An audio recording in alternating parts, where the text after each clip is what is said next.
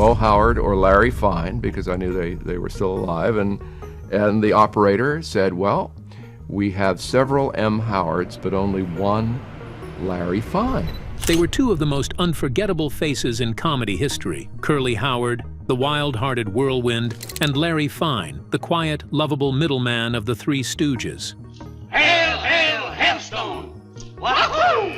Together, they made millions laugh, but behind the eye pokes and slapstick, something much darker was happening. When I talk to Mo and Larry, my agent will be in touch, kid, and you're going to fork over $500 or whatever. A deep bond was slowly being torn apart by pain, silence, and pressure no one dared to speak about. But in the final days of his life, Larry Fine broke decades of silence, and what he revealed about Curly left even his closest ones stunned. And it revealed a side of their story fans were never meant to hear.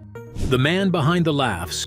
Larry Fine was always seen as the light one in the group, the goofy guy with the frizzy hair and violin background, caught between Mo's slaps and Curly's chaos. But off camera, Larry wasn't clueless. He noticed everything, especially Curly. He had shared dressing rooms with him. Larry saw things that Mo didn't always catch. And while Mo was often trying to control the act, Larry was quietly watching it fall apart. Years later, he told a friend that Curly was fading long before the world realized it. He was mourning the fact that he stood by and said nothing as his friend unraveled in front of him. But that wasn't even the hardest part, because what Larry saw next was even worse. Before the Stooges became a household name, before the contracts and big paychecks, they were just three guys grinding through one small gig at a time. In those early years, Larry often shared rooms with Mo and Curly. They lived close, and nothing stayed hidden for long. When the camera was on, Curly lit up the room, but when the spotlight went dark,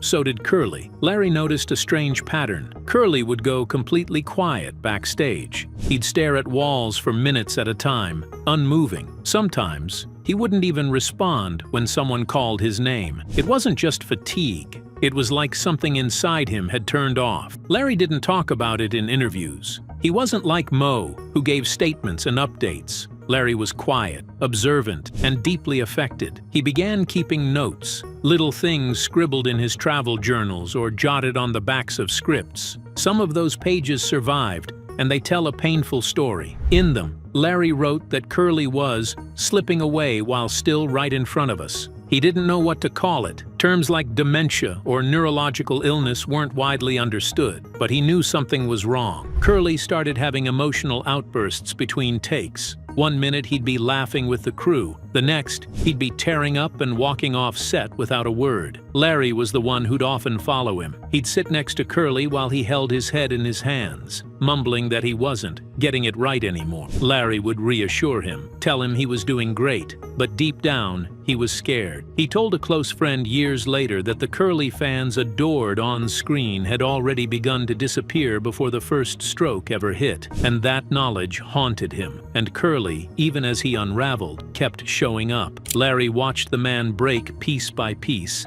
and every day they filmed another slapstick short, he felt like he was helping push him off a cliff. But even that wasn't the worst of it, because what came next would leave Larry carrying a guilt he never escaped. By the time Curly's decline became undeniable, it wasn't just something Larry noticed, it was something they all had to tiptoe around. On set, Curly began forgetting entire routines he had created. Mo grew more frustrated, but Larry saw something different: fear. Because deep down, they all knew Curly wasn't okay, and no one was allowed to say it out loud. Curly's temper became unpredictable. His once playful outbursts now came with flashes of confusion and anger. There were even days when Curly wouldn't show up to the set and no one could find him. Behind closed doors, Larry and Mo had a private conversation they rarely mentioned. Mo was pacing the dressing room, almost panicked. He told Larry he didn't think Curly could keep going. They agreed he needed a break. But Columbia Pictures had other plans. According to Larry, when they asked to pause production or rest Curly for a few months, the answer was clear: no. If Curly couldn't perform, he'd be replaced. Just like that. Larry never got over that moment. He later said that was the day he realized the act had become a business first and a brotherhood second. They weren't a team anymore. They were products. And Curly? He was the main attraction. If he broke, they'd find another clown, but none of them could say it. But what happened on that stage in 1946 would confirm every fear Larry had been carrying. The collapse on set.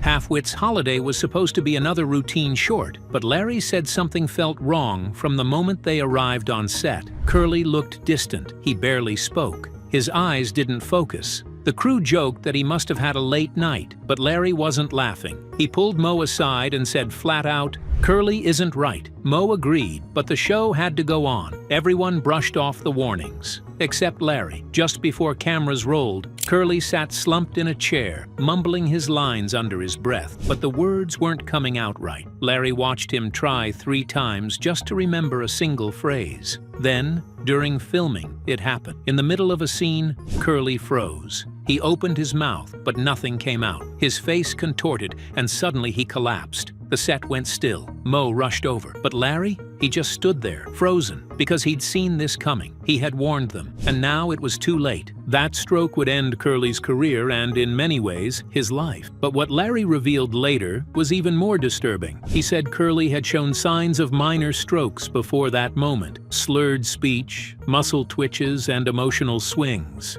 Larry believed that day on set wasn't just a medical emergency. It was the final breaking point of years of neglect. The moment when Curly's body finally gave up after months of being pushed past its limit. And in the days that followed, as the studio replaced Curly without missing a beat, Larry began to shut down. The laughter didn't feel like comedy anymore. It felt like a cover-up, but the guilt would only grow heavier from here. After Curly's stroke, the spotlight moved on, but Larry couldn't. On paper, the Three Stooges rolled forward. Shemp stepped in. The shorts kept coming, and Columbia Pictures pretended nothing had changed. But something vital had been ripped out of the group, and Larry Fine felt it more than anyone. For the world, it was business as usual. For Larry, it was a slow collapse. Crew members would later say Larry seemed haunted. He went through the motions, delivered his lines, took the hits, and gave the laughs. But the energy was different. One assistant remembered seeing Larry backstage right after filming a particularly intense scene with Moe. He was sitting alone, wiping his face. He should have never come in that day. He should have stayed home.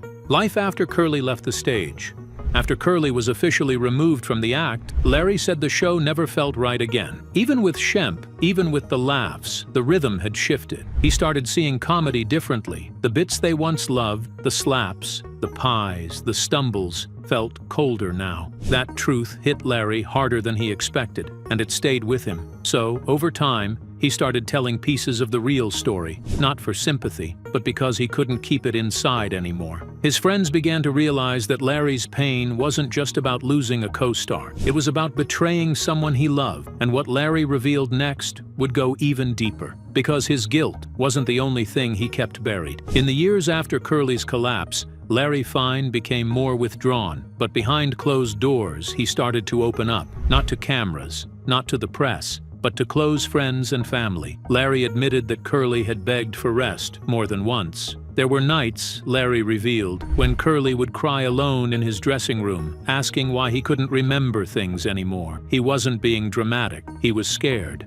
And nobody listened. In the late 1960s, as Larry's own health began to decline, he began giving more detailed accounts to writers working on books about the Stooges. In one taped conversation, Larry described Curly's final performances as torture behind a laugh track. He didn't just blame the studio anymore. He blamed himself. He never said those things in public, but the people close to him knew he wasn't just reminiscing. He was confessing, and one of those confessions, made just days before his own health took a turn, and would reveal the most heartbreaking part of all. For years, Larry kept his pain hidden behind jokes and old routines. But in the final days of his life, the weight became too heavy. He had spent most of his career pretending everything was fine, telling fans Curly was just resting, avoiding questions, and smiling for cameras. But when the crowds faded and the curtain finally lowered, the truth came spilling out. He said Curly had been overwhelmed from the start. The fame, the pressure, and the physical toll. He wasn't built for it, Larry confessed. He didn't like crowds. He didn't like the business side. He just liked to make people happy. And when that joy started to fade,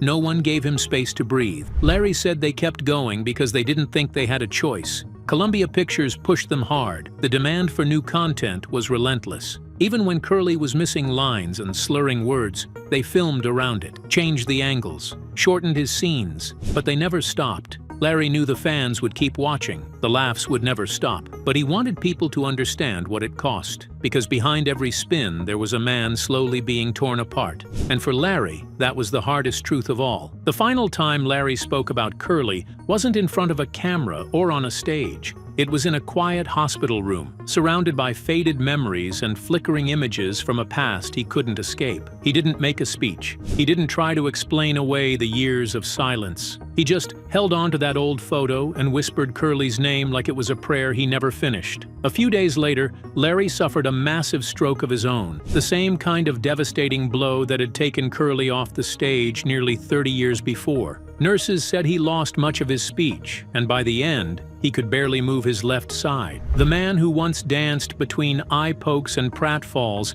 now sat frozen, trapped inside a failing body, just like Curly had been. Larry Fine died in January 1975. By then, the world had changed. The original Stooges were gone, but the reruns lived on. Children still laughed at the chaos. Adults still remembered the punchlines. But the tragedy behind the trio, that stayed buried until Larry broke his silence. And now, years later, those quiet words still echo louder than the slapstick ever could. Because behind the laughter, behind the fame, behind the curtain, they weren't just comedians. They were men, real men, with pain, regrets, and hearts too big for the business they were in. And for Larry Fine, that truth came too late, but not too late to be remembered. Share your thoughts about the Three Stooges legacy in the comments below, and if you liked the video, don't forget to like and subscribe for further updates.